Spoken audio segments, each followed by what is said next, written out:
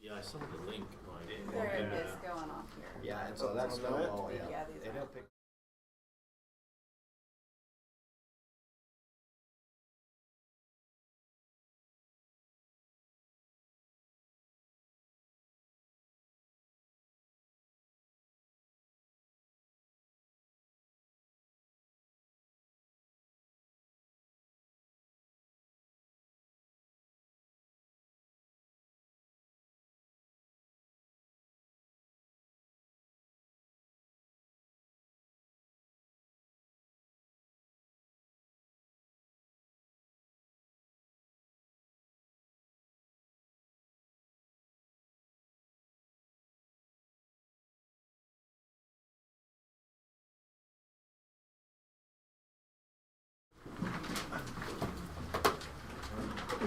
I pledge allegiance to the flag of the United States of America and to the republic for which it stands, one nation, under God, indivisible, with liberty and justice for all.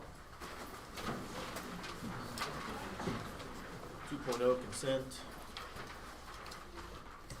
I move to approve the August 9th, 2021 Board of Education consent agenda. Second. Any discussions? Possibly. I mean, I know that there's been a lot of talk about back to school stuff, and so I don't know if we want to have just an open discussion about it, or just like if someone wants to say the current stance of what the school is moving forward with at some point during the meeting. But I mean, I think people are probably kind of want to know kind of what the current thoughts are for the school district. So, I mean, I don't know. Any other thoughts or discussion? I agree. I don't think it's a consent agenda item if I'm understanding you correctly, right? Well, I mean, it could either just be a discussion topic or just someone making a statement, a statement. He just has to say that before we. Yeah. So you'd like to basically amend in a 4-4 discussion item? Right. All right. Any more discussion? All those in favor say aye. Aye. Those opposed? 3.0 patron input. I didn't change my shirt. I couldn't find my hats. Lost it in my car somewhere. Don't worry, I put a purple blazer on, so all the attention's on me. All the attention's on me. Get ready for the camera, aren't you?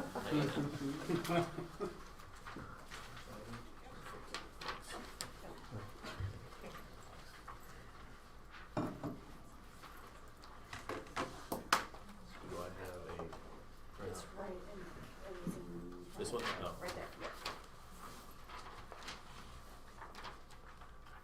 All right, welcome to the patron portion of our board meeting. Please limit your comments to 3 minutes per person. Except to clarify questions, board members shall not interact with speakers at the public forum. Subject matter other than policy issues will be referred to the administration. Comments shall be limited to issues and not refer to personalities. Presentations must be relevant to the issue and promote the civility and dignity of the board meeting. Your participation in our public forum is a matter of public record. Should you, for any reason, feel compelled to speak about or against a person or persons, you may be held accountable in the court of law. Thank you all for coming. And the first one is Brooks Rankin.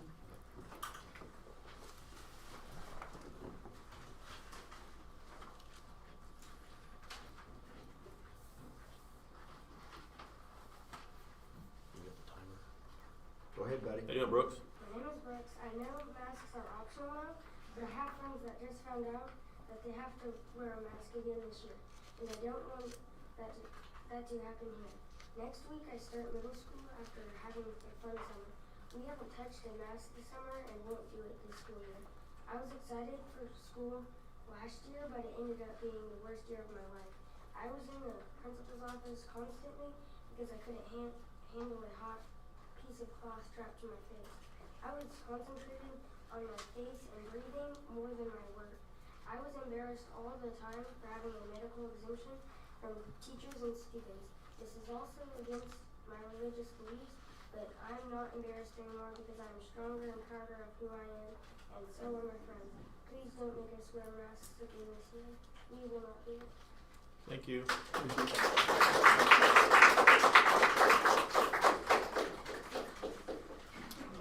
Ann Madison.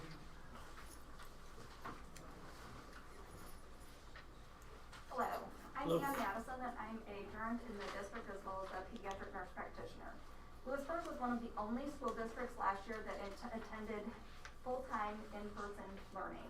There were no cases, no clusters of cases of COVID linked back to the school district. This is proof that masks work. No one wants their child to wear a mask, but it allowed our students to be in person last year. And this was vital to our kids' mental health. Both the CDC and the American Academy of Pediatrics have set forth COVID-19 mitigation practices, including social distancing, masking, and good hand hygiene. I hope with the rising number of cases in the area that the Lewisburg school will reconsider their masking optional policy and make masking required. Without COVID-19 mitigation practices in place, there will be large numbers of students quarantined.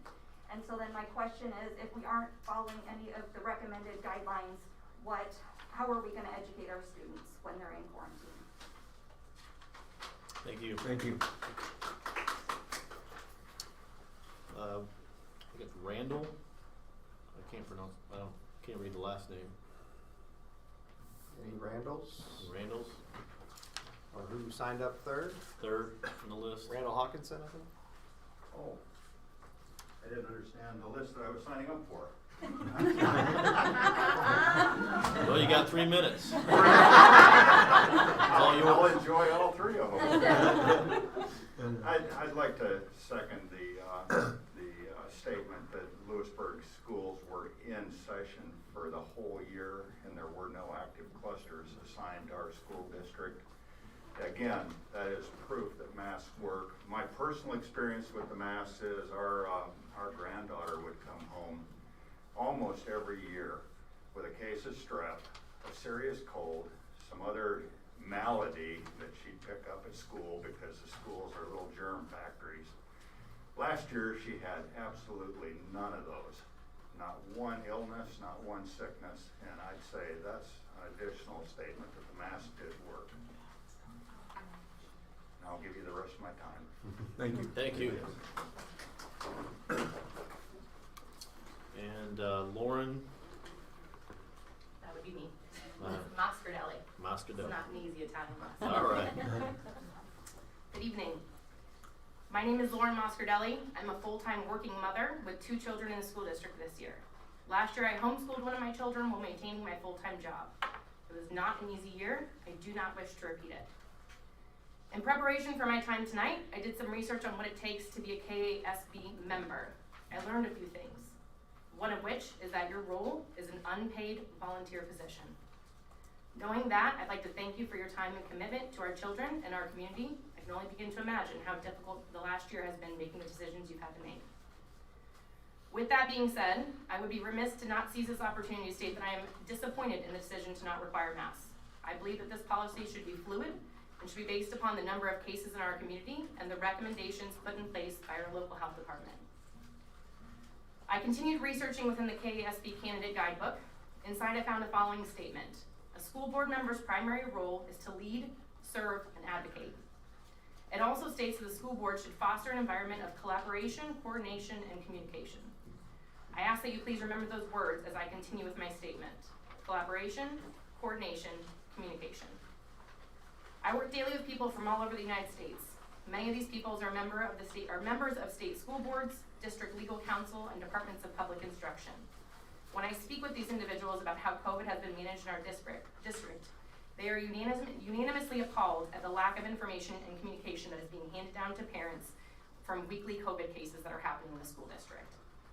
In my opinion, there is no justifiable reason why we as parents cannot be provided with a report stating the number of reported COVID cases in each building as well as potentially each grade.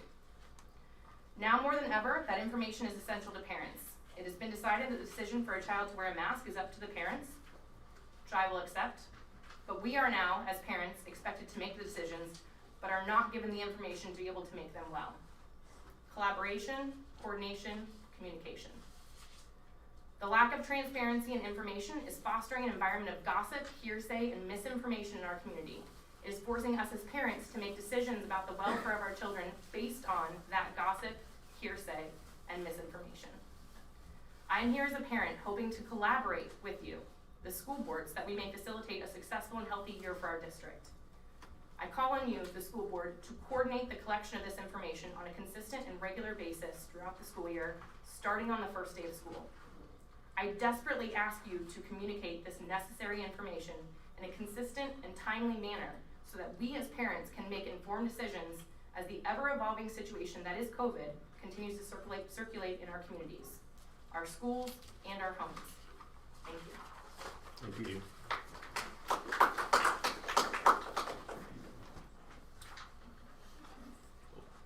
4.0 discussion, 4.1.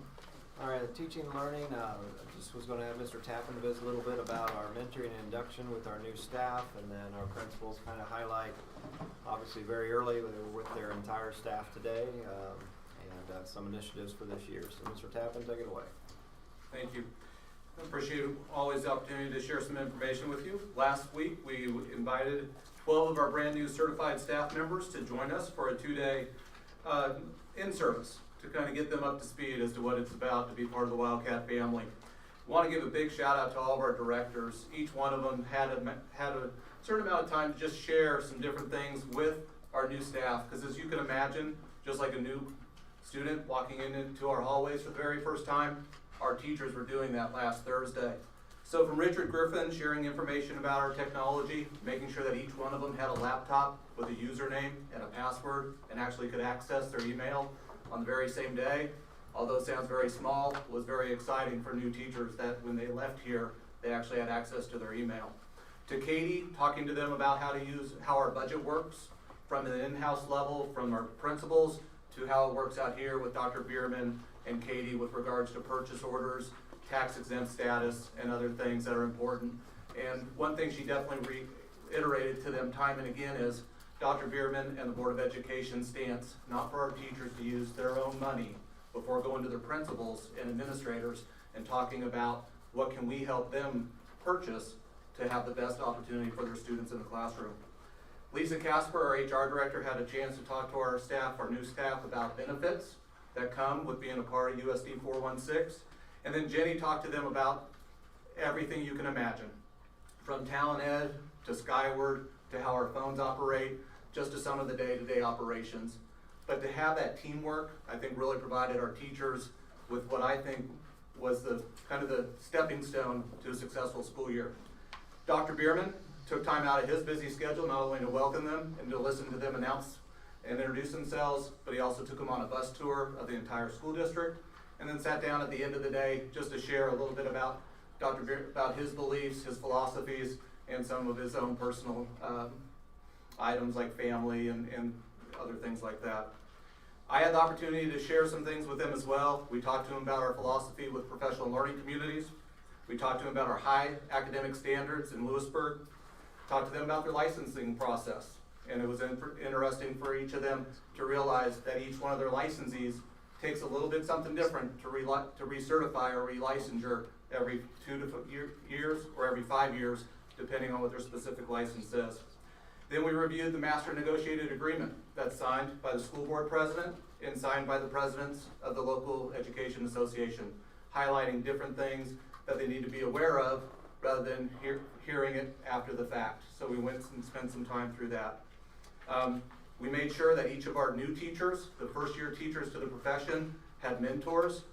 Earlier in the week and the week prior, they spent some time with Greenbush, but this year we made sure that all 12 of our staff members have a mentor in the building. So as you can imagine, if you were a veteran teacher at 20 years in a different district, you come here, things are obviously different. How does the printer work? How does the phone work?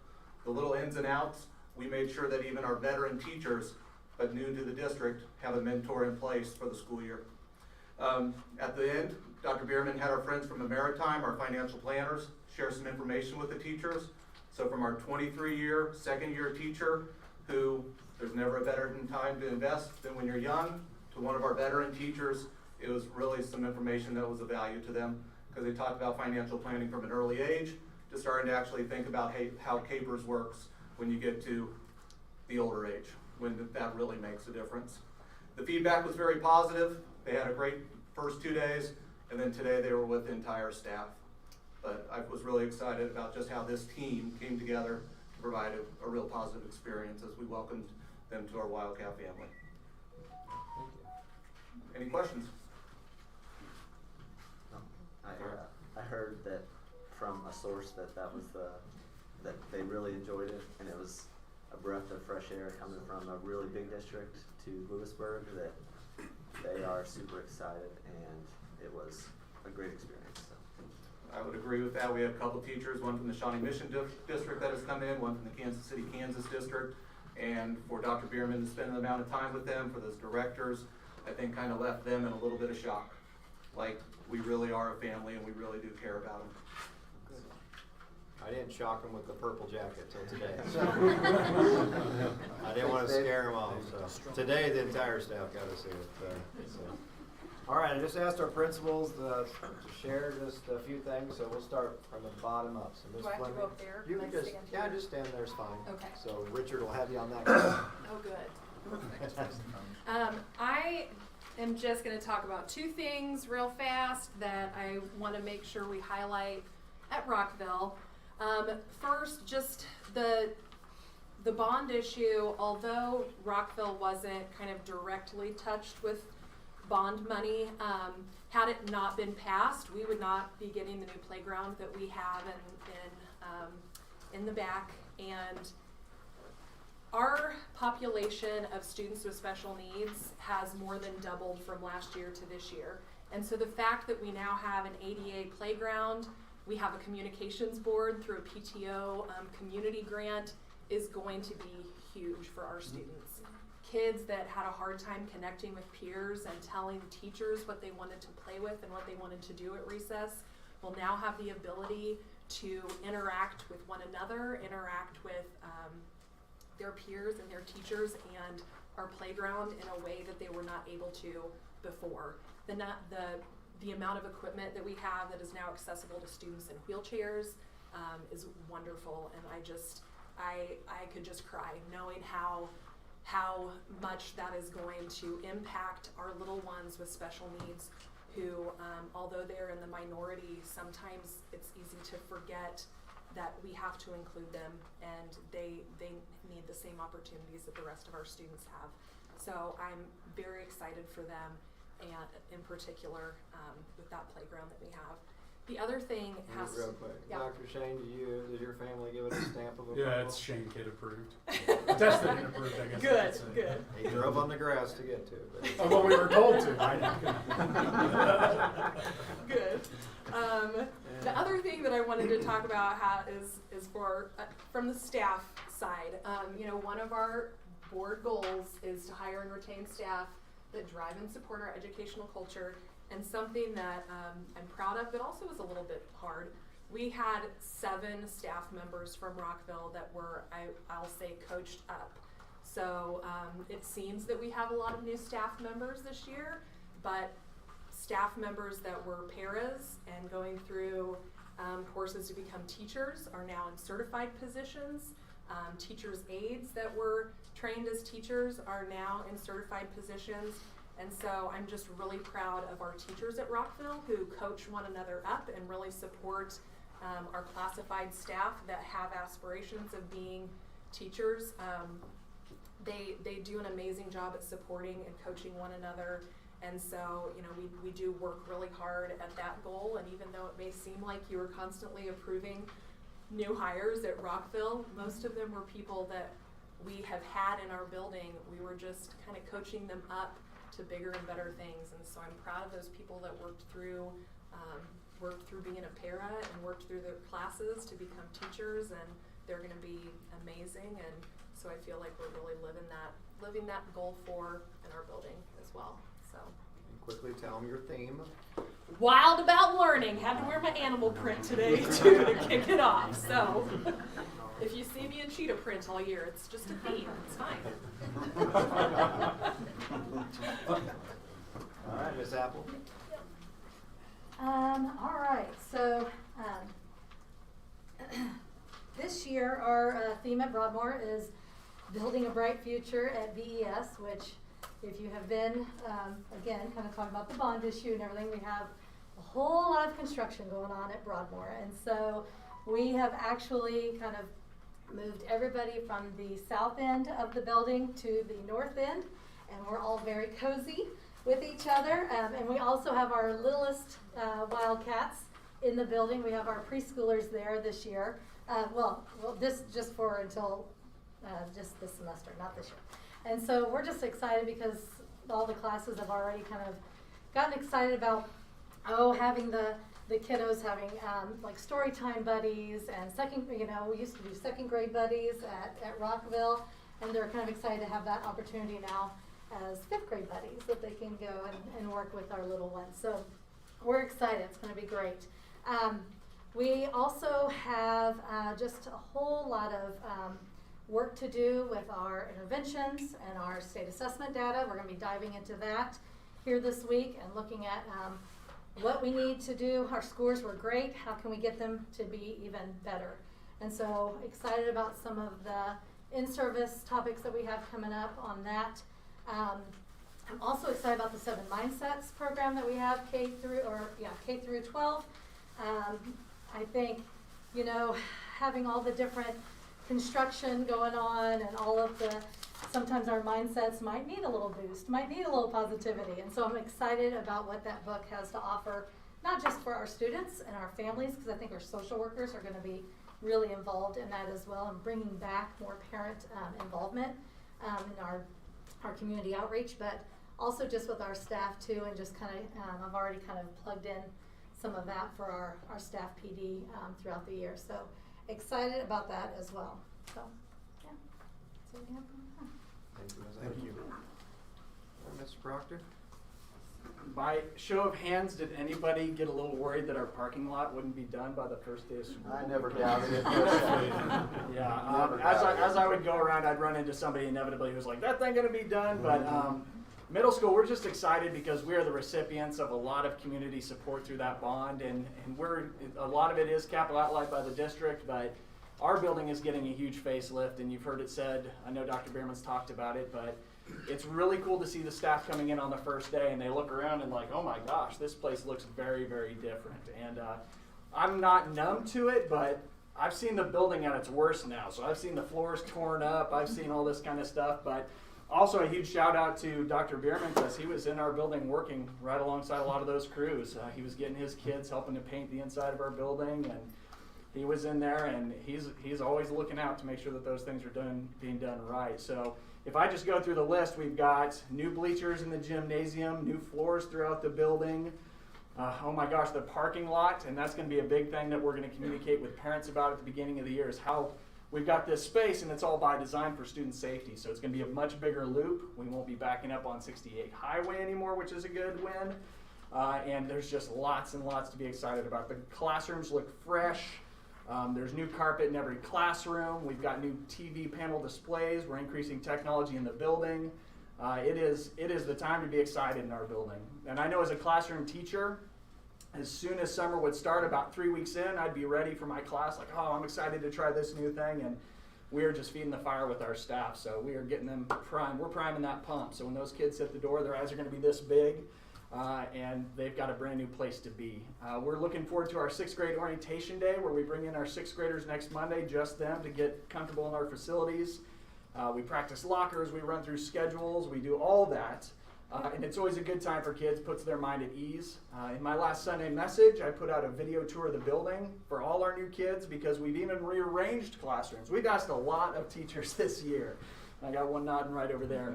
We've actually rearranged. This is a great opportunity for us to align where our classes are in the building. So now we have like a 6th grade wing of the building, a 7th grade wing of the building, and an 8th grade wing of the building. So kids are going to love it when they get there, because it just makes more physical sense. So yeah, I'm excited for the year. Lots to look forward to. So one exciting thing that Mr. Proctor forgot is we also did brick tuck pointing. Oh, that was the best part. That was the best part. But that's very neat. This seems to be the official place to stand. So, a few things real quick. I'll try to be as brief as possible here. First off, I heard some people comment earlier about family, and a huge thing today was just the idea of seeing everybody again. That first day is just great to see everybody for the first time over the summer. You know, it's real. You know, I was telling my staff this morning that my secretary, Sharon Murphy, she was actually my para for several years when I was a teacher, and then the moment that I had an opening to bring her over, she became my head secretary at the high school. Well, she became an empty nester. She became an empty nester over summer when both of her kids moved off to K-State, and they are rooming together, which that's probably a big win for her. But where did she come the day that she sent her kids away? She came up to school, off contract, to open boxes, all that stuff. I was in the office working because where does she see her second home? With her Lewisburg family, okay? That is finding your happy, and I preach that to our staff, and we believe that. Find your happy. If you're not happy, you need to find it. Life's too short, and you spend so much time with the people around you that you're working with, okay? Now today, aside from the fact that I was just happy to see everybody and tell them that yes, we've got some challenges ahead of us. It doesn't matter which side of the plate you are on. We got to go down the middle as educators and get us through no matter what we decide here tonight. Some of the things that are going to be exciting for us, one, we've got new TVs, new interactive flat screen TVs that are going to replace these projectors. We kind of maxed out what we can do with the projector about 15 years ago. And so interactive TVs are going to try to take us to the next level. Even though we're going to struggle with that's a little too short, I can't see over the kid's head, we'll figure it all out in the long run. That's something we're really looking forward to. Next year, I'll get to take Mr. Proctor's theme, as we're all excited because I loved his building today. Hope you get a chance to walk through it. Some of you, many of you I see in here went to school there at one point, but just to see how much it's changed and how new it looks and how great an updated building it is. Next year, we'll get the opportunity to show us our new addition to the south side of the building that all of our school is really excited about as well. We do have a new schedule change that we're going to be looking at mid-September. I'm hoping that we're able to implement it. It will address so many different needs. I don't want to let too much out of the bag because I'm going to address the whole community with it in one of my messages as well. We'll call it Wildcat Academic or Assistance. But just a brief tidbit, imagine an hour where kids can just go and do whatever they want. All right? Now, as long as they maintain that responsibility, as long as they've earned that, they're keeping their grades up. I mean, don't we do it in college? Okay? They've got their grades up. They're going to see who they need to go. They learn that skill of, you know what, I got a game tonight. Maybe I should go see Miss Peyton so I know what I'm missing. Or tomorrow I'll go do it during that time if I did miss it. I don't want to let too much out of the bag. You get the idea of that, but it's something I'm super excited for, and I can't wait to implement at our school. Be careful hating on those projectors. Mr. Morgan's going to get you. Oh, I know. He was asking me where his was today. Thank you, guys. 4.2, budget discussion. Okay, we do need to publish our budget in the paper. Katie will have it in the paper on next Wednesday, the 18th. So I always, every year, like to go through some highlights of the budget, get any comments or questions from the board before we do publish it in there, and then come back in September for approval. Of course, there's been some changes at the state level as far as budgets. Usually it's a month earlier. So usually we're approving the budgets in August, but this year will be in September. So going a quarter of a fiscal year without an approved budget, I mean, in schools, it's just how it used to be 2 months, now it's 3 months. So money's there, but that's, you know, I don't know what other business operates like that where you go that long without an approved budget, but that's just in schools and Kansas finance, how we go through it. So just want to share a PowerPoint for many of you. This looks very similar once it comes up on the screen to, there it is, to what I show most years. So we'll start with the general fund. The general fund, 20 mills statewide levy, so 286 school districts, doesn't matter where you live, 20 mills are levied for the general fund. Then the state pays the difference. There are some districts that have a very high assessed valuation, so the state doesn't have to pay very much, if any. Others, you know, have to have state aid. And I'll show you this when we get to what's called Code 99, and that's actually what will be published in the paper. But roughly, and I'll show you the numbers when we get there, 25% of our general fund is raised locally. 75% comes to us through state aid. Then you have what's called a local option budget, supplemental general, LOB. Those names are interchangeable. So 33% of the general fund budget, that excludes capers and special education. That's as high as it can go, so no district can go higher than 33%. That's funded by local taxes and state aid, so currently state aid flows in through the LOB at 39.47%. These state aid changes, they change annually, because what the state does is they rank all 286 districts every year, and it's based off assessed valuation per pupil. So they take the community's assessed valuation and how many pupils you have and divide that, and that's how you get so if you call richer or poorer, it's based off assessed valuation per pupil in schools. But in school finance, it's trying to balance that, where poorer districts can't raise as much money locally, so the state comes in to provide sound education for those communities. Districts that can raise more locally, the state doesn't give as much. Obviously, some of our friends in Johnson County, you think about their wealth, but it's just not Johnson County. To the south, Prairie View with Evergy Power Plant is a very rich school district, assessed valuation. Burlington with the Wolf Creek Power Plant. Around western Kansas, districts like Holcomb and Hugoton that have natural gas. So it just depends. But obviously in Lewisburg we don't have some of those things. But so it is more of a balancing. But that 39.47 it's not going to change drastically next year. But it's wherever they will rank us when they do that for that formula. As far as some expenditures in the general fund, it is primarily where we pay most of our salaries, health insurance, and I guess real quick on health insurance, we've worked really hard on that throughout the years. This year, health insurance went down, which is anomaly, and probably a lot of business owners out there are hopefully gasping at that. But actually, if our employees opt for the health savings account one, it's actually free. And then even our higher deductible plan, which is it's $1,000 deductible plan through Blue Cross, it's only about $55, $60 out of pocket a month. So, and that's pre-tax, so it's not even that much.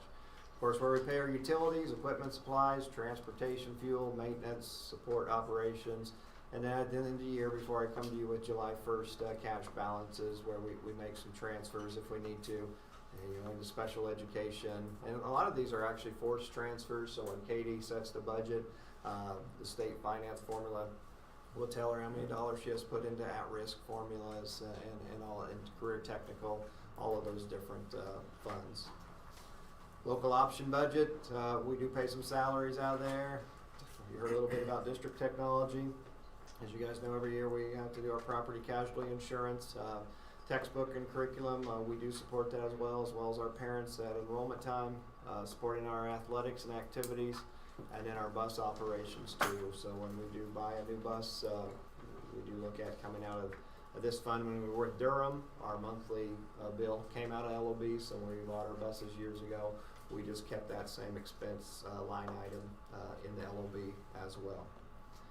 A lot of numbers on here, so I'll walk through this, but I go back all the way to 2012, 2013. So this line, and I don't know why that's down there a little bit, if that bothers you, sorry. But assessed valuation for the school district, we're 156 square miles, so you can see how our assessed valuation is went. 2012, just ballpark, 112, 113 million, dropped a little bit, 111, 110, 113, 116, 122, 130, 140, 149, 162. So that's our assessed valuation for the school district. Lewisburg, Kansas, the actual city would have a assessed valuation. The county would have an assessed valuation. The state would have an assessed valuation. But that is our 156 square miles at 162,000 or 162,918,381.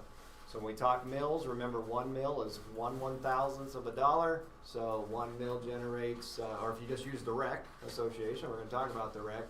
1 mill for the rec generates $162,000. Last year was $149,000. Then our bond debt, so 2012, 41 million. You can see it's paid down, and then with the passing of the bond, 28,700,000. As far as the mill levy history, once again, take you back to 2012. Total mill, you can look at these funds, you can see 20 mills, and like I said, whether you're here, Blue Valley, Galena, it doesn't matter. Every one is assessed 20 mills in the general fund.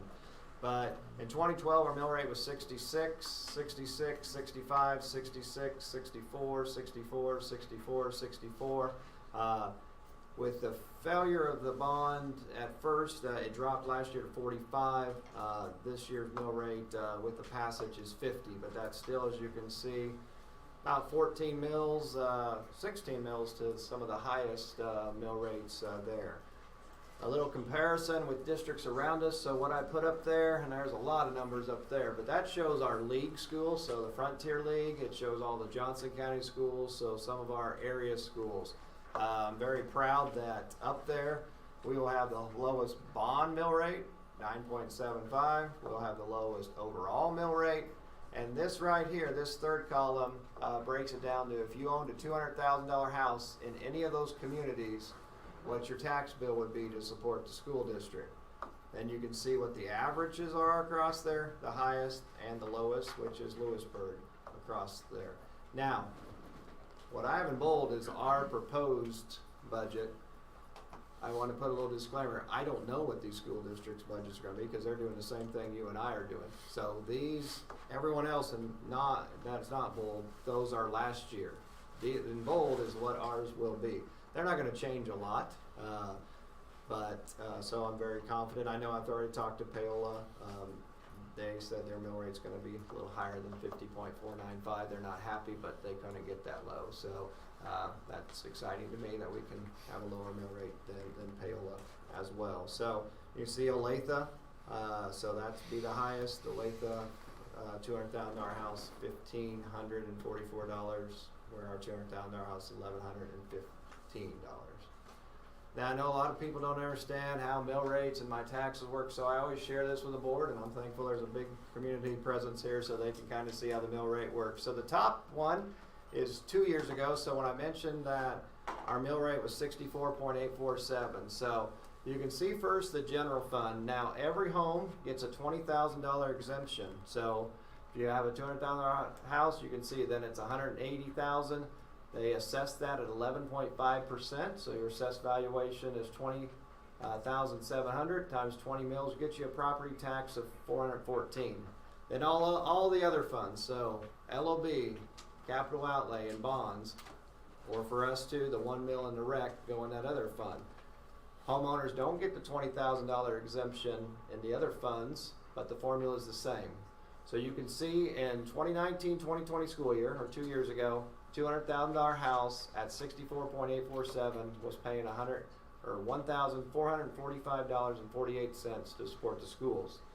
This year's proposed budget, you can go down with the mill rate as I showed you of 50.495. That $200,000 house, it's $1,115.39, or $330 decrease on that. Now this is homes, and everyone in this room has a different value home, but the formula doesn't change. If you have a $80,000 house, you could put 80. If you had an $800,000 house, you would just put that up there. A property owner, so if you own businesses, it's a little different formula. So if you own a business and it's worth that $200,000, they do not, in the state of Kansas doesn't give a business owner a $20,000 exemption. And then they're assessed at a higher rate. They're assessed at 25%. The formula is the same except those two things. So as a business owner, you can take out the $20,000 exemption. You could take the 11.5 and put it with the 25%, and the formula would flow the same.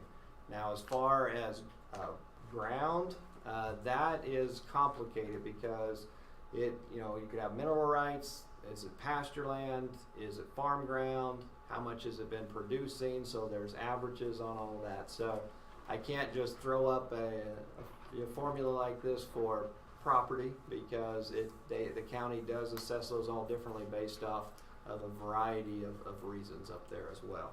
But I do always like to show that. So that is how the mill rate and the property taxes for school districts is figured. Just for school districts, I'm not in charge of how the city or counties or libraries or townships do it, but for a school district standpoint, that's how it is. These numbers are too small, so let me get out there and show you the same thing. but it's what in the budget formula is code 99. This one came through better, so especially when I blow it up. So remember when I talked about, now if you can remember the PowerPoint and go through here, I'll remind you. So see, this is the 2021-2022 proposed budget. Here's our general. Over here it shows 20 mils. So remember when I said state ponies up about 75%, so the general fund's 12.1 million. Local taxpayers pay 3 million. 75% comes from the state. Then you go down to the LOB. As I said, it's 39.47%.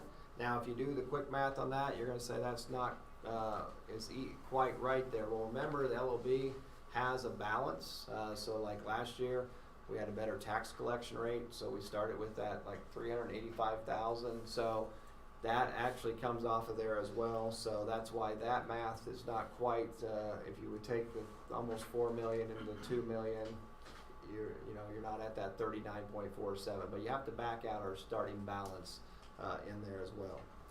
Of course, this one, capital outlay, and we're going to talk when we get into bond things, and I've provided you some updates on obviously the Rockville parking lot. As everyone that's been here in attendance sees, our some issues with the walls out here at Circle Grove, so it is important to have a capital outlay fund when you have some unexpected building needs. Cost of living, which is going way down. I mean, we were assessed in 1.825 mils, 2.14. You can see it's only less than a half a mil there. Our bond funds, so 2 years ago, our bond funds were 21.532. Yeah, they dropped way down, and now they're back at what you just saw, that 9.75. Another number I want to note is, and these are actual, so these are audited numbers. Of course, this is just a proposed budget, and then this form shows the last two state, districts are audited twice, so these are audited actual numbers. And so if you go down here to the taxes levied, you can see 2 years ago, we levied locally 8.8, almost 8.9 million. This year, we're asking taxpayers for $8 million. So we're lowering our local taxes by about $900,000, or $816,000, I guess, to be exact. Then remember where I said there's an exemption for the general fund? That's why you see here the assessed valuation is different, because of the $20,000 exemption on everyone's home. So our assessed valuation right here, that 162, that and capital outlay, or the rec or anyone, that is this 162. But when you take out that $20,000 for everyone's home, our assessed valuation of the general fund drops to 154, 652, 746. And then this is I shared our outstanding bond indebtedness, so jumped up obviously there with the passage of the bond. And this, and we've already sent to Janet White, this is new, that tax neutral rate that districts or any taxing entity is required to publish as well. So questions anywhere? This is the form that every district puts in the newspaper. Like I said, it'll be in there on August 18th, and then the budget hearing will be on Monday, September 13th, our next budget meeting.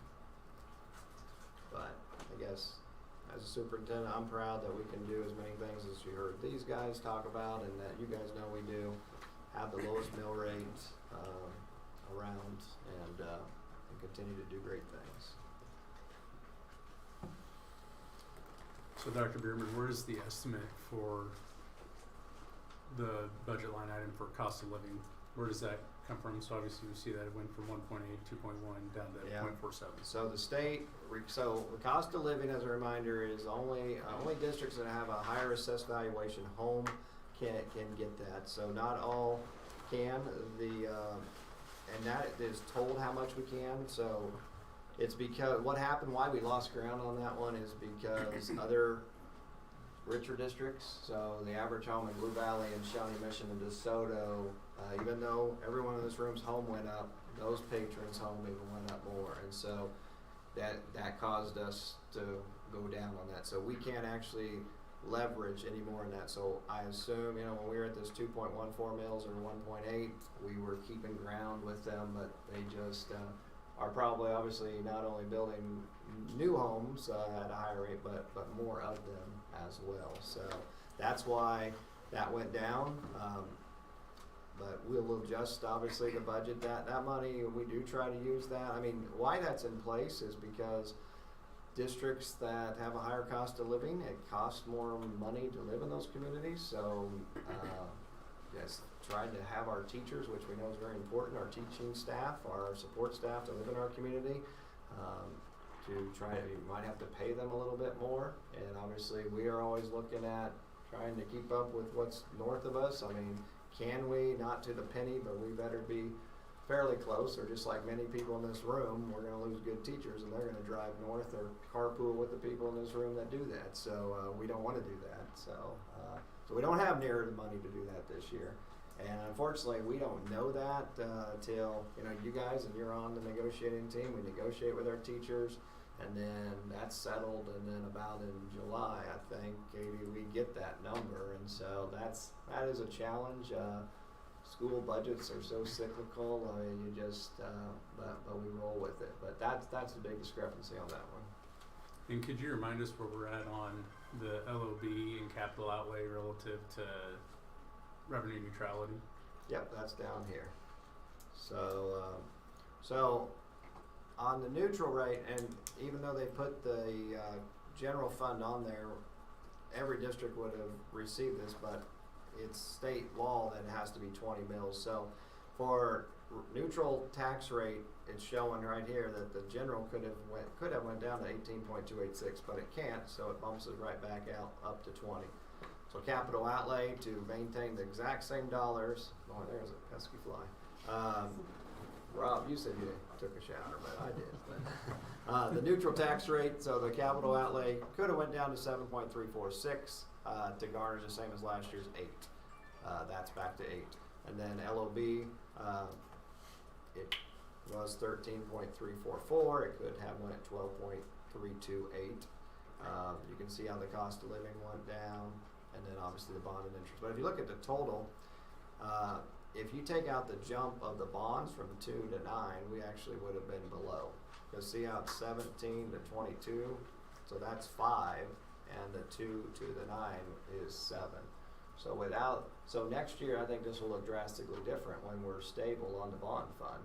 But with our higher one, and then it went way down and came up a little bit.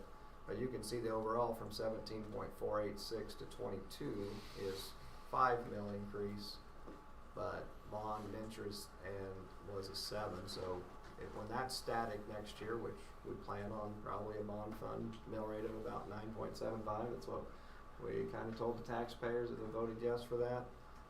You won't see that swing because you can see that most of the other funds went the other way, and they would have had to, or we would have had a bigger jump, because you can see the bond fund jump almost 8. It went up 7.75 mils. So, yeah, we sent this to Janet White as we're instructed to, and so she has this, and this will be, you'll actually have 2 budget hearings on September 13th to approve this and then to approve this one. So this is new for all entities. So with the revenue neutrality, with the LRC, do we not need to list that? Because if they're maintaining a 1 mil and then possibly moving up. That's for next budget year. Oh, yeah. So if they get that passed in November. Well, but I mean, even for this year, even if they maintain it to 1, with the mill rate going up, they had to do their own revenue. They do their own, yeah. Even though they're not a tax. Yeah. So they sent that over to the county. Yeah. Okay. So, and then if when they same thing, if they publish a budget hearing, it's good, then we'll send that money on. But yeah, they had to do the same thing. That's why you don't see that on here. Gotcha. Okay. Well, we'll ask for that was just discussion, and then we'll come back in 5.1 and ask for approval of that and any other follow-up questions, so Katie can send it over to the Miami County Republic as well. Okay. 4.3 bond update. Some of the principals stole my thunder, but that's okay. Like I said, Pete forgot about the brick tuck pointing. If you're curious what brick tuck pointing is, a lot of schools, since they're big and have long walls, they have expansion joints, and so they really took all the caulking out and recocked it, and which is very important for the life of a building to not let that water in. So if you were driving around in June at the middle school and you saw people going around on the outside on those lifts and cranes, that's what they were doing. So, but out here at Circle Grove, inside moving along very well, over on the south side with plumbing and HVAC. Obviously, we've ran into some outside brick issues and some wall issues, and so we're working through those. A bond issue is just like remodeling your house, where when you decide to remodel, you think you know the scope of it, you think you know the budget until you tear the wall down or you pick up the floor and there are issues. And so, but we have contingencies built in from obviously our budgets and the bond budgets as well. The most pressing out here are, and as you guys can see, the walls from this one coming in, when they took down the brick, there are some holes, and then down by the gym, obviously, there are some big cracks, and so structurally, we need to get those fixed. In all of these bond projects and our projects, I don't want to just, because we could just put brick back on there, and but I also know what's behind there.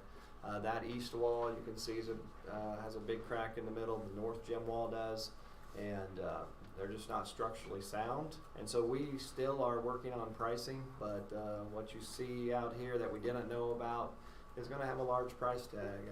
As I told you in my Friday notes, probably somewhere in the $400,000 to $500,000 range to get that fixed. But the new brick, as you guys saw coming up, this building's going to look exciting. As Ms. Fleming said, when we bring our Circle Grove preschool back here in January, it's going to be really exciting for our staff and students out here. So rolling with the punches, like I said, just if you've done remodeling, you know those things can happen.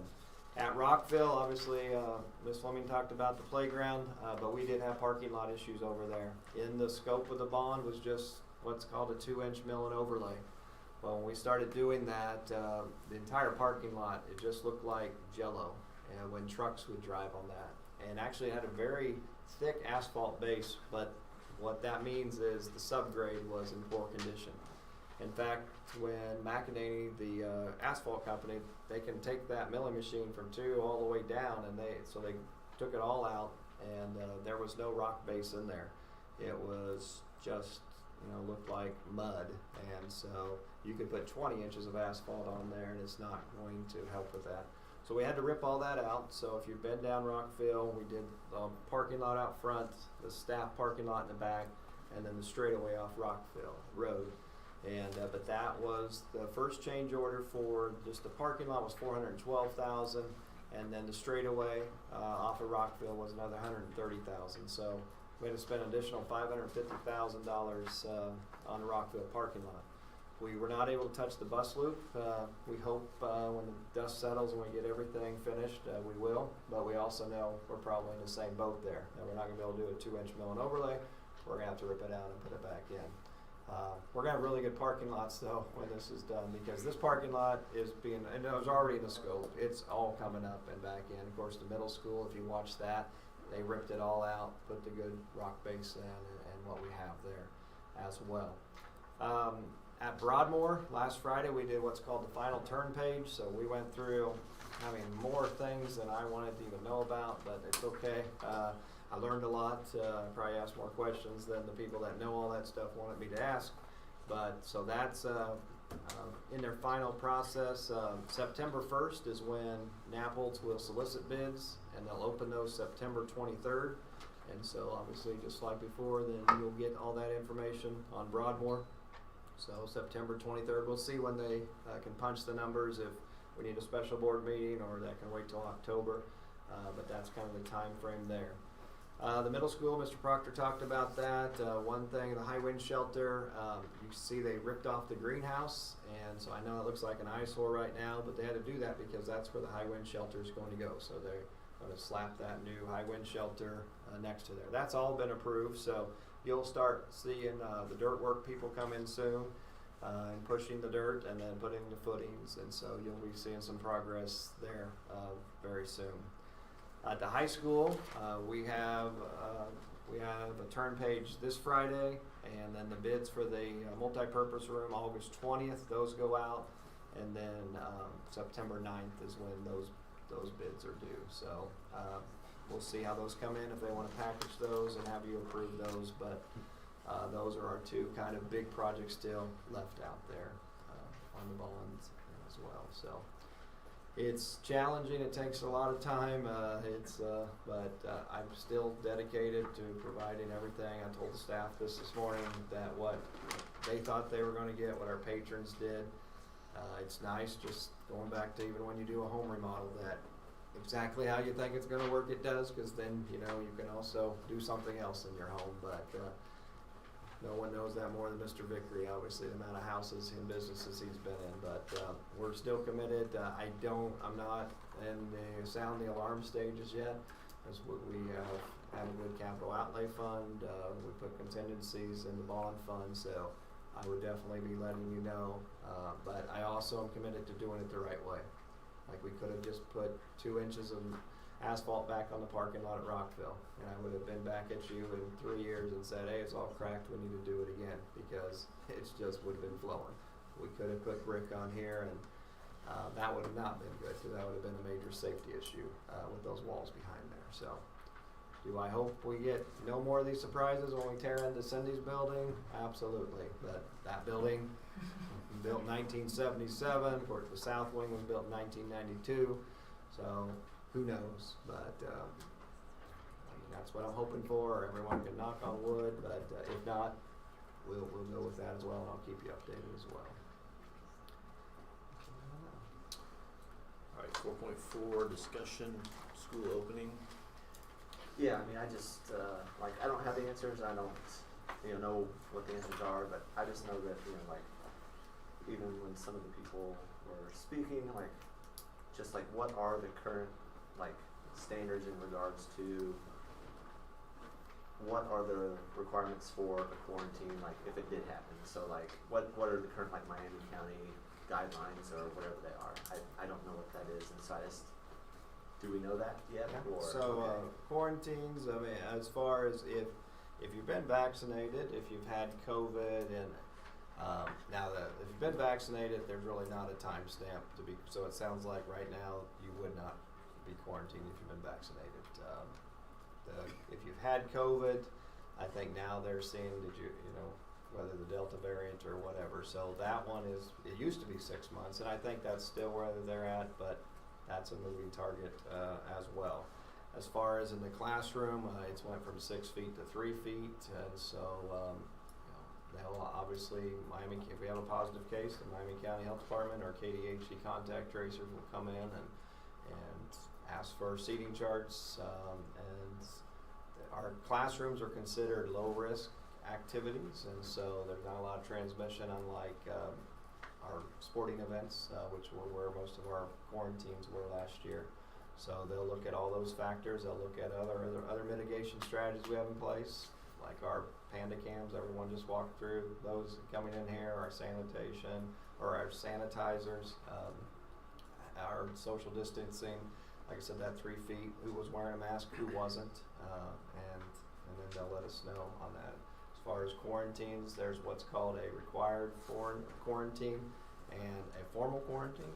So when you get a quarantine order, they've informed us those are required. If a student or staff member would not abide by that, then the county has the authority to issue an enforced quarantine. What that means is then we get involved, then we get the sheriff's office involved to issue that enforced quarantine as well. So do you have that language in writing from them?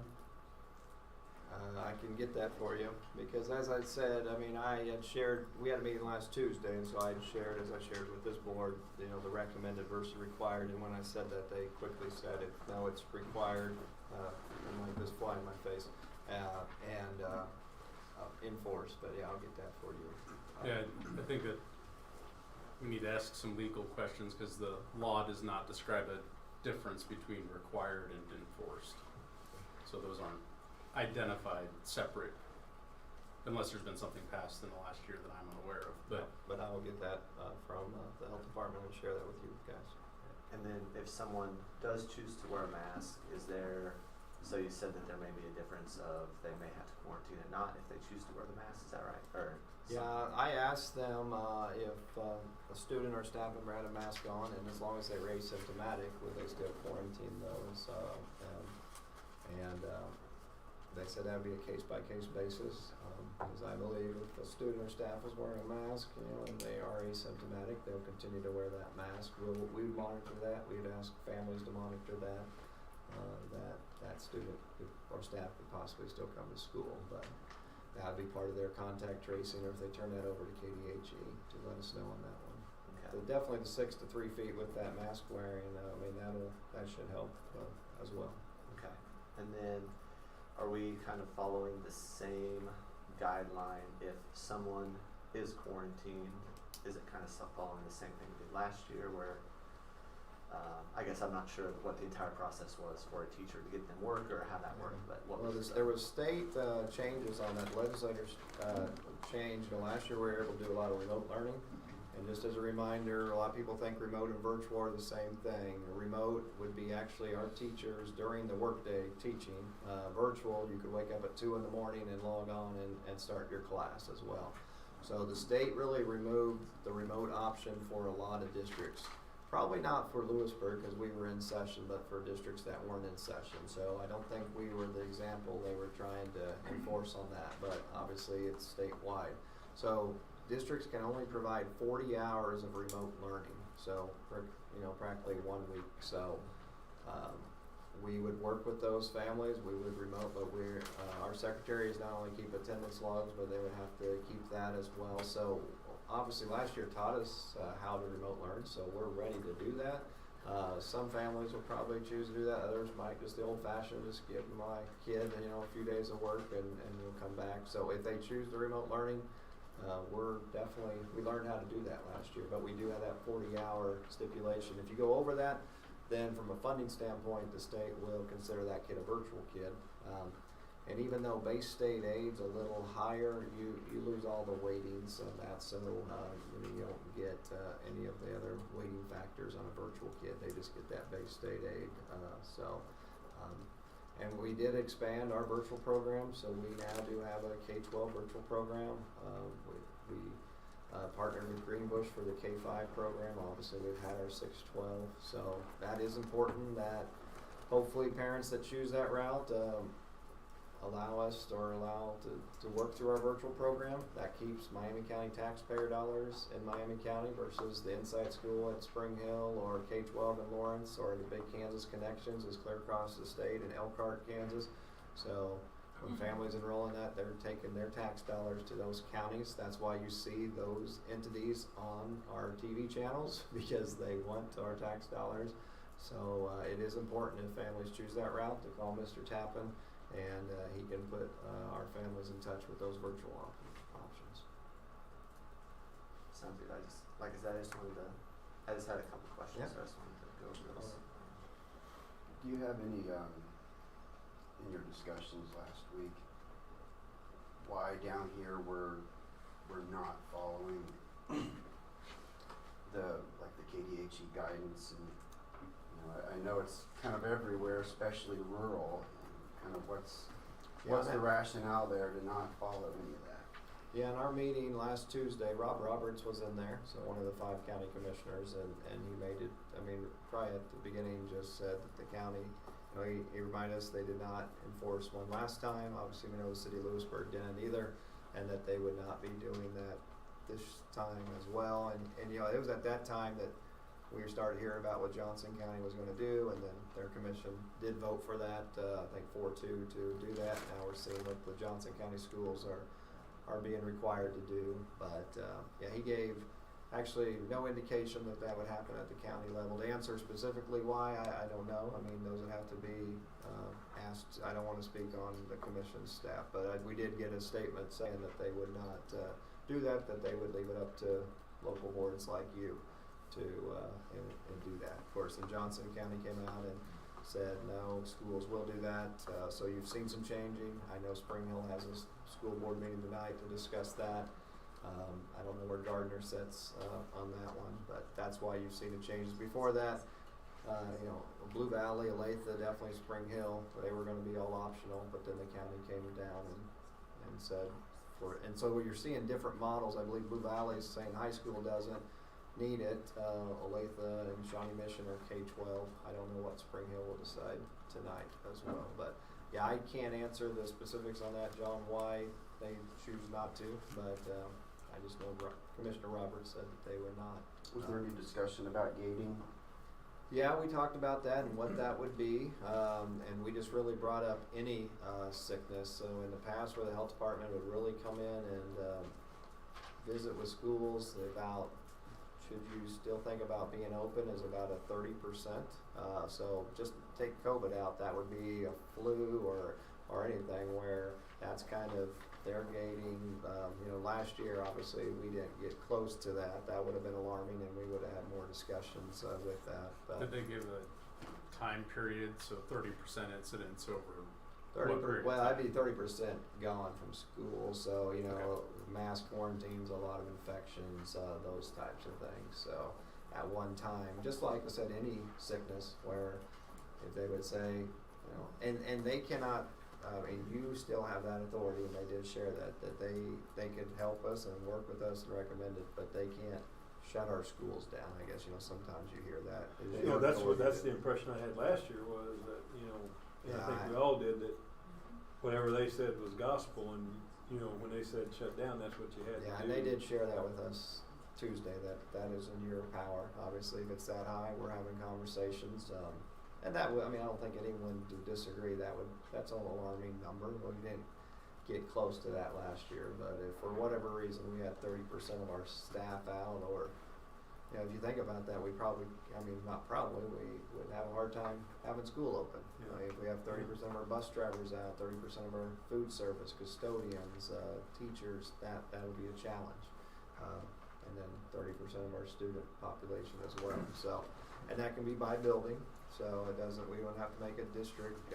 So if for some reason there's a higher cluster outbreak at Broadmoor, we would look at that building. Obviously, if it's district-wide, we might have to do that as well. A lot of these things, that's where it's difficult this year versus last year with the mask in place. A lot of these items that people may want the answers, it's truly going to be a case-by-case basis this year. I would equate it to, it was easy in the school because we had masks on, and so a lot of these questions people want to know, what are you going to do? Well, that's up to KDHE and Miami County Health. We didn't have all the answers to the football team and the basketball team. They told us what to do. So it's, as I know, a lot want to know what's going to happen or why is that out there. Now it's going to be up to the health department and KDHE and those contact tracers. So that's where it's very difficult to put black and white, because that black and white would maybe work for one situation, but it's not going to work for any other situation. So that's just, we rely on the contact tracers to do their investigation and to inform families on what they uncover by that as well. So Miami County didn't provide any specific guidance of their own? Oh, definitely no. To help us, they're falling back on KDHE and CDC. KDHE Yeah. and CDC. Yep. No, there was no specific Miami County. My problem with that is we're not health officials. We're board members. And in effect, no board member probably appreciates what everyone at that level is doing to us.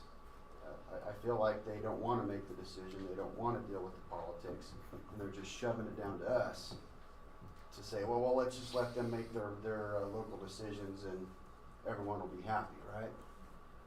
I don't see how that is right. I've been grappling with this for about 4 weeks now on what is really the right thing to do. And I guess what it comes down to for me is we have agencies that this is their job and they are afraid to take a stand. They're afraid to say, here's what we're going to do, guys. one way or another, and we're just going to make recommendations now, and we're going to ignore those recommendations. Yes.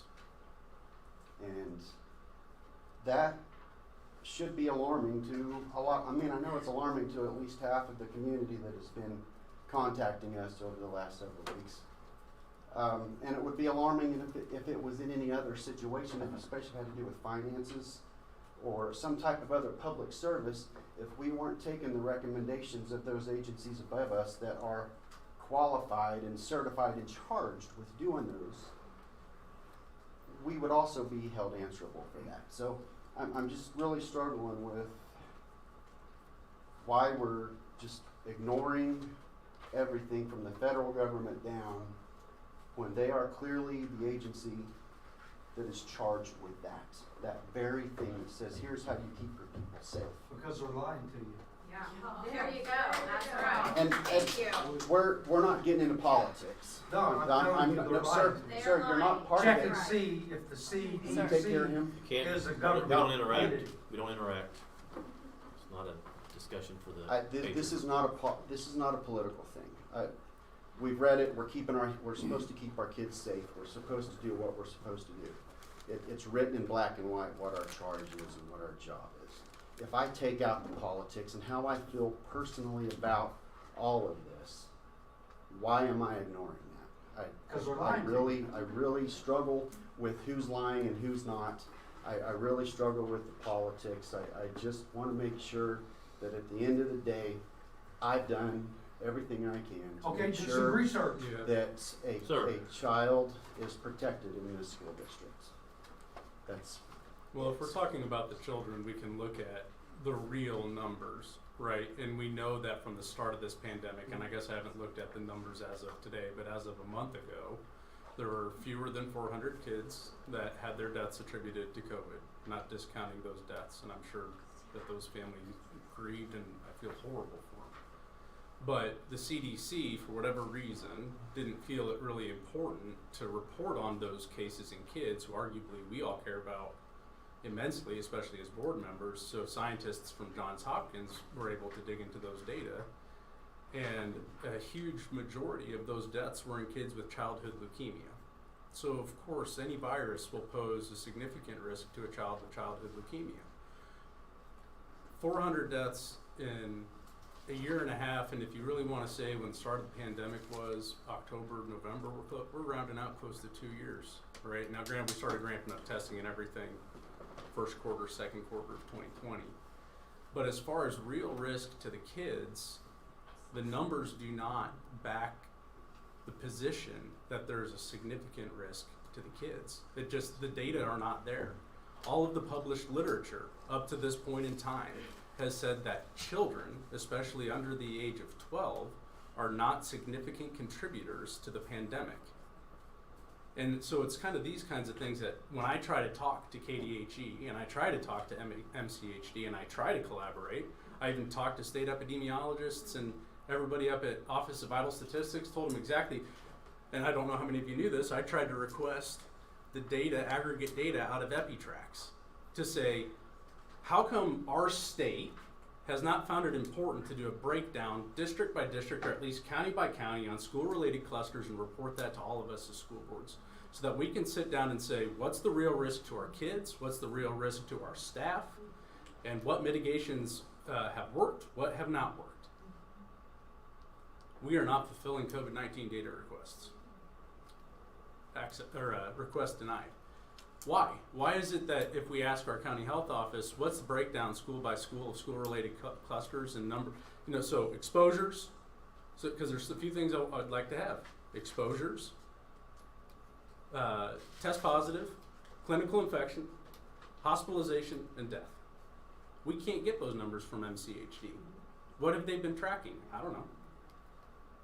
Right? So it causes a lot of concern that when you do try to communicate, when you do try to collaborate, and when you do try to say, let's have real scientific inquiry, it can't happen because our state isn't cooperating.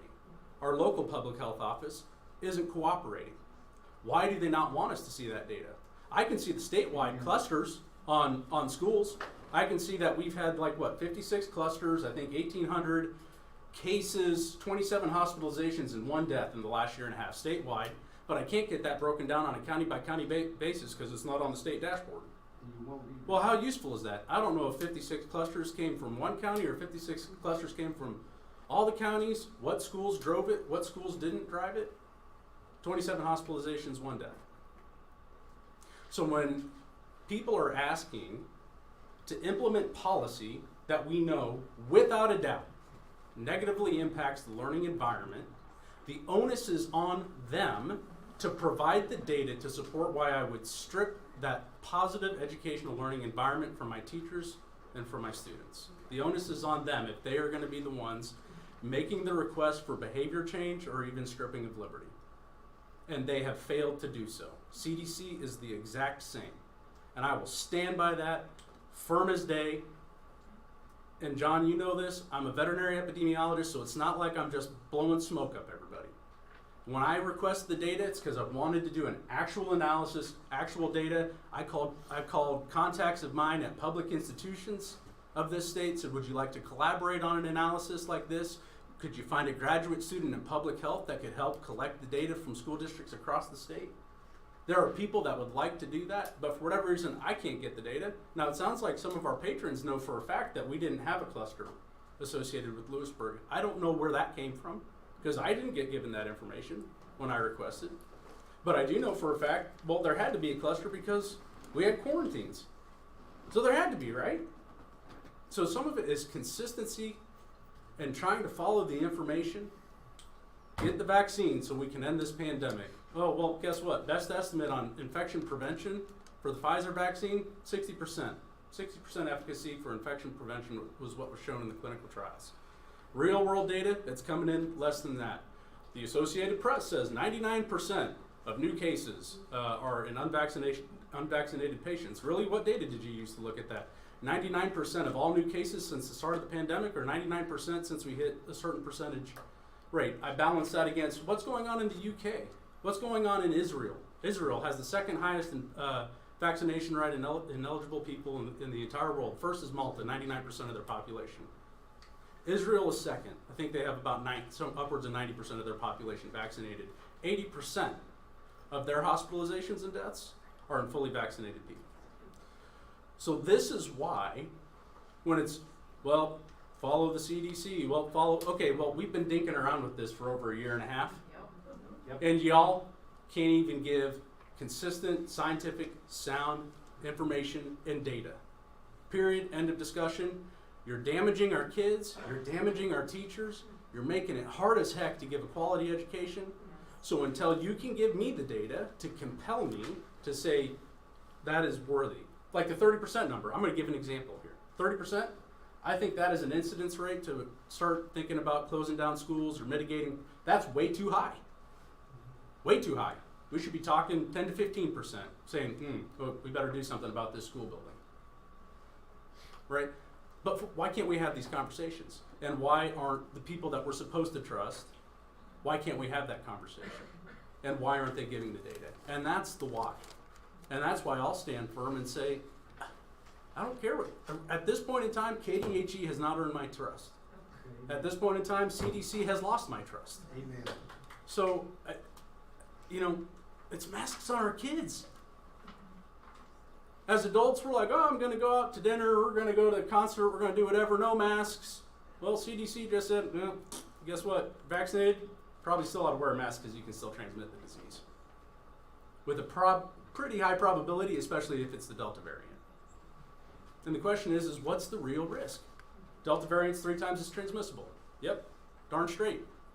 Because when you socially distance, when you do all the other mitigation strategies, what does the virus have to do to survive?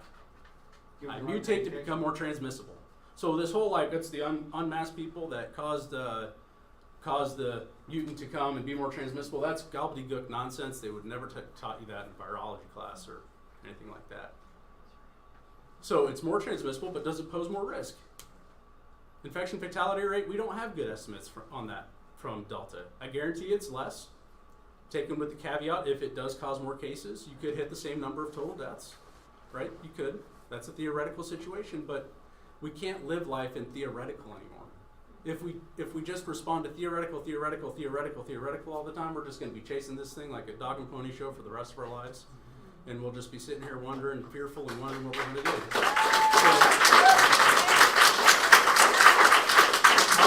I'll get off the soapbox, but I'll stand firm. I think we made the right decision a month ago. We made the absolute right choice. People can accept their own personal perception of risk, and they can do what, and I've told people, and to those of you I haven't responded to, I will respond to you this week. Everybody can take their own perception of risk and do what they feel is best for them and for their families. Absolutely, and I will always support that. Full support. I'll get off my soapbox now. You're right. So my question, I mean, obviously I know, we all know how that Doug feels, and you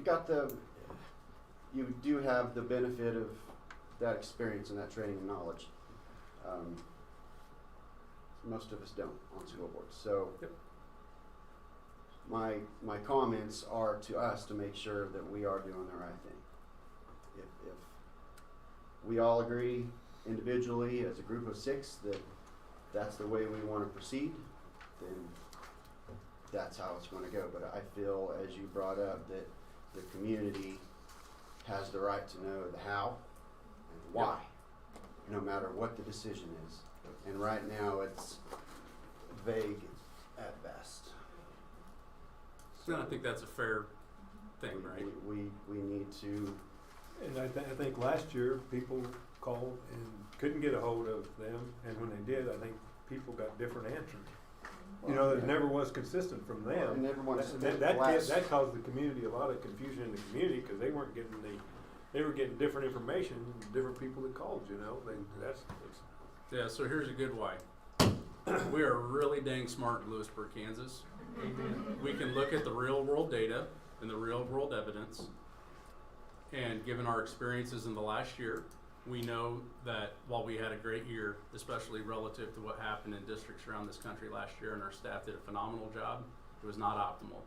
And it was hard for the teachers and it was hard for the students, and we know that. And so right now, there is not a perceived or even realized risk-benefit ratio that exists to err on the side of putting on masks. And the real-world data supports that decision. And our teachers have had the opportunity to get vaccinated should they feel the need to mitigate severe disease and death. Vaccines have been shown to be effective for that. Fully support them in that decision.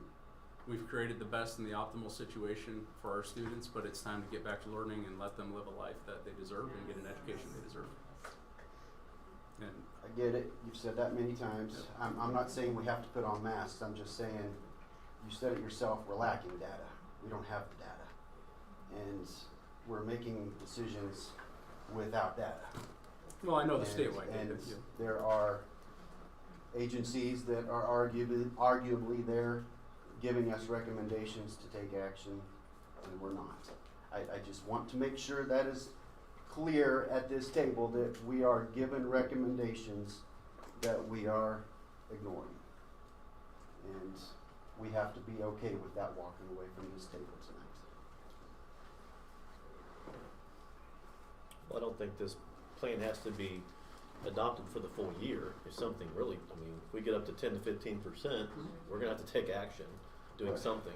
That's why I was asking about the gating. Whether either closing I schools down or putting back the mask mandate. So a 10 to 15%, something.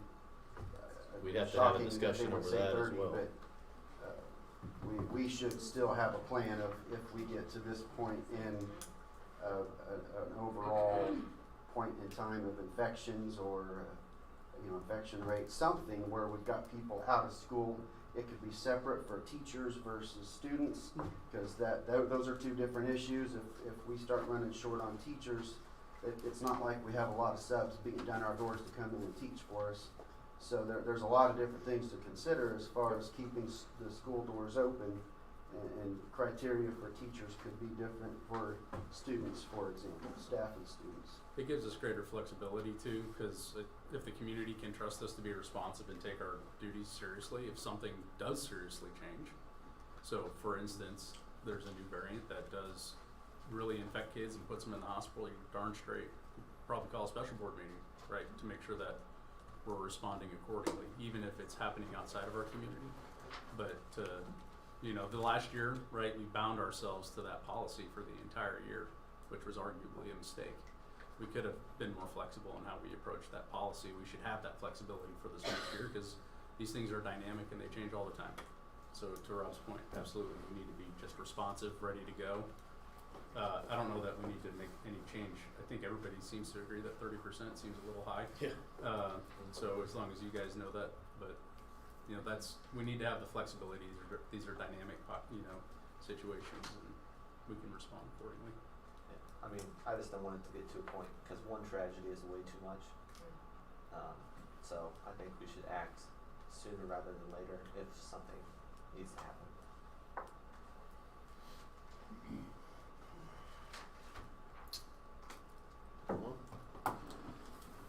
All right. 5.0 action items. 5.1.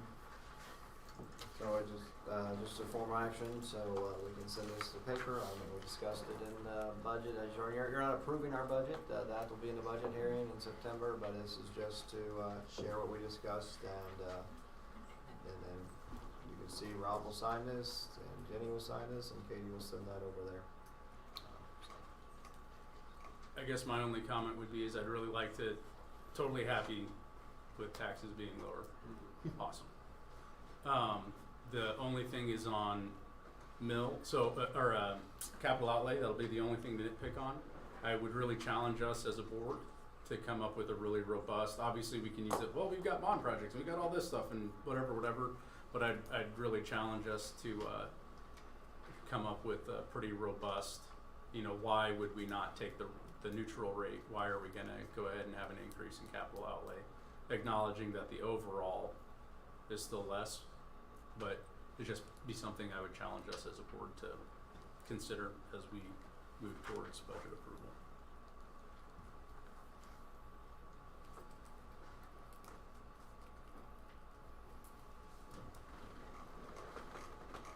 So with that, I move to publish the fiscal year 2022 budget as presented and discussed in the Miami County Republic on August 18th, 2021.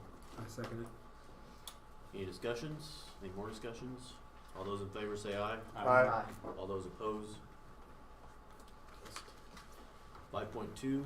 Okay, Lewisburg Rec Association, and actually I had 2 conversations with 2 board members that, with Jacob and John, I remember when this was in place about, you know, the LRC being formed and the mill rates, because they did question why is this coming to the board, and honestly, from a legal standpoint, it doesn't need to. But when we were LRA, it was a volunteer group, and they wanted to establish the Lewisburg Rec Commission. They had meetings. I went to it at Timber Creek and others. They told the taxpayers, and it was that one mill, and then they said if they ever wanted to increase the mill rate, that they would go back to the ballot box. Because in state statute, yes, whether it's going through the school district or some go through the city, the governing boards, so in your case, you would have that authority to ratchet up to the max, which is 4 mills. But the Rec Commission wants to be true to their promise to the patrons of Lewisburg's community. And remember, it's under the 156 square miles, so this isn't just through the city. This is our boundaries that this is under. So this was the resolution that the 5 board members of the Rec Commission passed on July 20th. So this is what they passed, and they've been visiting with Janet White about the language for the November 3rd ballot. What they're asking you, and then next Monday is the cities to pass this joint resolution so that you acknowledge, and you can see it's the 1 mill, so increase. But so John and Jacob, when they asked me, they were exactly right. You do have the ultimate authority, so you could say, hey, Rec, let's put 2 or 3 or 4. You have that authority to do that. But this was really because, what is LRC, maybe, I'd guess 3 years old, when it was hitting the ground from LAR to LRC, and they did have to put that 1 mil on it. They told the taxpayers that if they would ever increase that that they would go, you know, back to the ballot box to do that. So if it wouldn't pass in November, you could still raise that. I doubt you would if it got voted down, but you would have that legal authority to do that. You would do that in the budget setting process. So you would just, so right now it shows 1 mil, and it will even until next year if it passes, it would say 2. I got a question. Yeah. 2 things. One, it goes to the voters again. Yes. The other one, I think I read in there for 3 years, they can automatically, with this passage, raising a mill without going to the voters? Somewhere in there, I thought I saw next 2 years, or there's 3 years total, they could raise 1 mill each year without going to the voters again, so they would have to approve the 3-year mill increase each year then, right? Yeah. So with the way it's structured with the Kansas statute is that's the original intent for the rec commissions, wherever they're, you know, started, is the first year that they're started, they have to cap at 1 mil. And then after that, they go to whatever taxing entity they're through, whether it's the school, the city, or a joint commission. And they just have to request to that board an increase. And it could be by a mill, it could be by percentages of mills, whatever. And the max it could go to is 4. So that was the original intent. I believe where we're getting is the way it was worded on the ballot initially. It included saying, you know, the rec commission will be founded at 1 mil, and I think it's because of the wording in there that we're now having to go back and not do the normal process that the state allows. I would just like to make sure that when people are voting for it, they don't come back and say, because if they say, oh, it's just a 1-year deal again, it's going to come back, they see that it's a 3-year deal, it's clear, but it's down in there somewhere. I read it when I was going over this, that it's a 3-year deal, 1% per year, I think it read. And visiting with Diane, I think, you know, they're going to start obviously just sending out a lot of information, having meetings regarding this to educate the public as well. I mean, obviously these resolutions are a lot of... Because that can make a difference to a lot of people, the 3-year versus a 1-year. Go another year and see how it goes, and then do it or something. That depends on what people's mindset is, but I read that in there. I thought, well, is that going to be a good thing to help it pass or not? You know, I don't know. Is anybody from LRC? I mean, so Jacob, you sit on the board, right? Is anybody else on from the LRC? board, I mean, to talk to us about he's not on the board. He's the school board's liaison. So what's the justification for the request? The biggest is they would to improve our baseball and softball complex out of Lewis Young. There's just no way that could probably start without another 1 mil increase. I think they're looking at maybe a joint involvement from the school district, the city, and obviously this 1 mil from the rec commission. But it would be to improve our baseball, softball complex, potentially build a new one. But you know, so they've had some conversations, but until this would be potentially approved, there's not the funds to do that. So what can they accomplish with $162,000? Well, so if they did, so they can do a 10-year lease purchase as a maximum.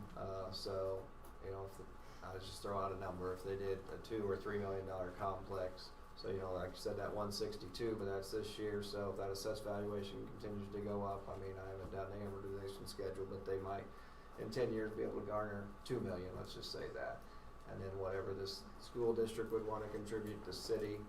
There's other options I've talked about, obviously advertising, so a lot of different paid to not our patrons, but like for example Paola, when they built their new complex, I get there too. I know it's Sunflower and Cottonwood, I don't know which one it's at, but anyway, their new fourplex, they charge outside groups, so not Paola, but you know, a lot of traveling teams need fields, and so they make about $40,000 to $50,000 a year on rental, and then what they allow is civic groups, school groups to man the concession stand. So you know, Jim Morgan might be out there for a weekend and then be able to take his kids to Indianapolis. So there's a lot of funding silos that potentially could come together for it, but without this, it's probably obviously not going to. And I think that'll be part of the campaign, that they will share that with the group as well.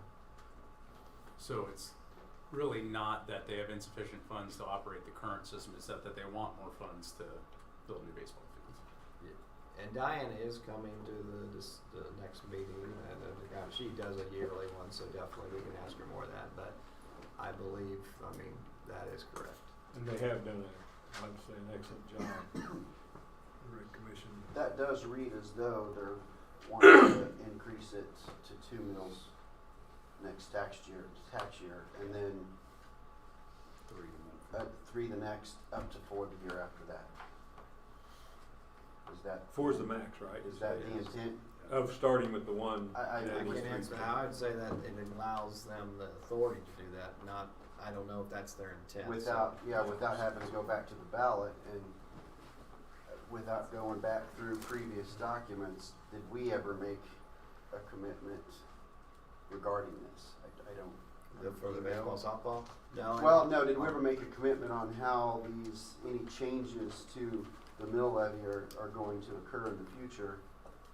I don't remember off the top of my head. It's always been this. It would be that this board made up of 5 people in the community, just like you guys would work in this entity to come up with recommendations that then they would bring to you for approval, as well as the city, since we kind of do even though from a taxing entity it goes through us because they can leverage a larger mill rate. I don't know what this is. Say the city's worth 50 million, as we see we're with 162, so they get more money in this situation. But that it would always go to the city, the school district, and then the patrons for approval. And I don't have a problem with it. If the patrons approve it, then I'm all for it. I like Jacob. So is voting on the resolution seen as an endorsement, or is it just seen as an acknowledgement? That you will allow. We're allowing it to be put on the ballot, basically. And then all if we're the doing. patrons would approve that. It could be viewed as an acknowledgement or an endorsement, I suppose, depends on each person. Well, here's the resolution you're signing with into the city, so I guess. So when it comes to the maximum of 4, so in 2 years, we could be like, no, it's gonna stay the same. They couldn't just automatically do, we would still have that You call. always will have the final authority on that. So we would still have the call. And it costs us nothing. It's just Right. whatever the Yeah, patrons. and since it's a general election, Yeah. it costs $0 to put it on the, Yeah. to do a special election, obviously, it does. I guess if it's just, if it's to build ball fields, then I would want them to make sure that language is transparently and honestly communicated, because while I wasn't on the board at the time, the first bond issue failed, and one of the projects, right, was ball fields. So the patrons of our district already said no to ball fields once. I don't think can change their minds. Just, it's, the way that I read it. So if it's on our website and if it's on this, then I definitely see it as it's kind of an endorsement for, right? So. Yeah, and a lot of it, they need improvement on the fields that are there, for one thing. That'd probably be their first thing anyway, is to improve the things that are there.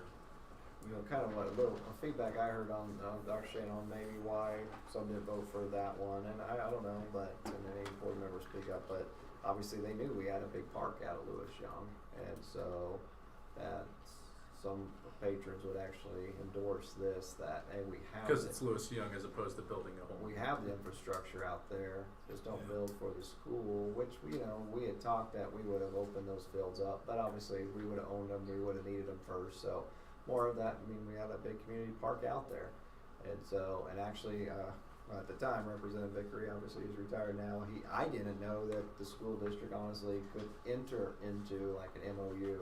I thought we could only do what you see we're doing, spending our dollars on our property. And Gene had found that we will, if the board, if this passes, you kind of see that stair step, if this passes, they kind of figure out what they want to do.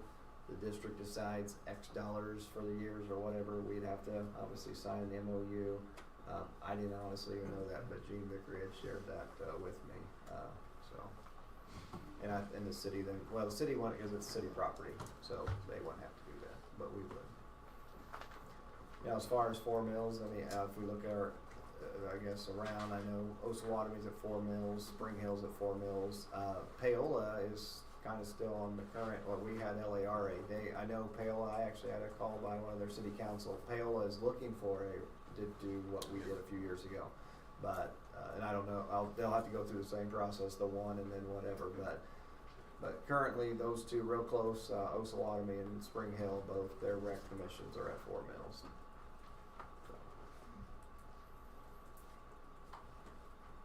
I move to approve resolution 082021 as presented.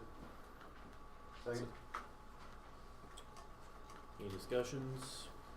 All those in favor say aye. Aye. Those opposed? Passed. 6.0 announcements. September 13th, 2021 regular board meeting at Circle Grove, 6 p.m. And 7.0 adjourned regular meeting. I move to adjourn the August 9th, 2021 regular Board of Education meeting at 7:38 p.m. Second. Any discussions? All those in favor say aye. Aye. Those opposed? Meeting adjourned.